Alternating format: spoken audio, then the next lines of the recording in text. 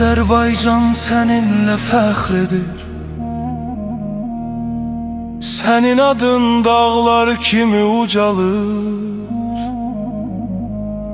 Bu torpağın her daşında izinsən, Qəlbimizdə alov kimi qalırsan. Sen gittin, yolun işığa döndü, Arxanca bu yurt sessiz dayanmadı. Biri gidin adı dilde bayraqdır, Rəşad Həsənli yaddaşımızdasan. Düşmene karşı sine gerdin, korku nedir bilmedin sen. Bu halk senin adını çekir her yürekte yeniden sen. Rəşad Həsənli, korkmaz şehidimiz. Rəşad Həsənli, tarih yazan şehidimiz. Rəşad Həsənli, adın yaşayacak. Rəşad Həsənli, bu halk seni unutmayacak.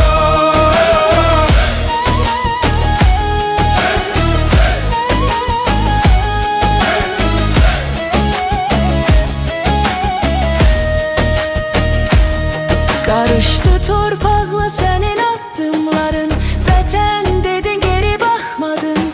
Bir ömürlük şərəf koydun bize, sükutuna min dua kattı. Analar seninle başuca oldu, uşaklar adını öğrendi. Her yerde bir ses var indi, Rəşad Həsənli sen bizim gururumsun. Düşmene karşı sine gerdin, korku nedir bilmedin sen. Bu halk senin adını çekir her yürekte yeniden sen. Rəşad Həsənli, korkmaz şehidimiz.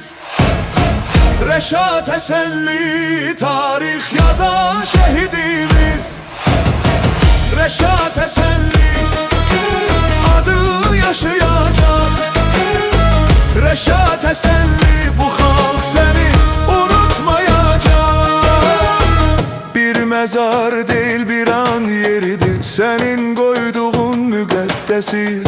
Bu bayraq senin adınla qalxır, şehitler ölmez sen de bilsən. Rəşad Həsənli, korkmaz şehidimiz. Rəşad Həsənli, tarih yazan şehidimiz. Rəşad Həsənli, adın yaşayacak. Rəşad Həsənli,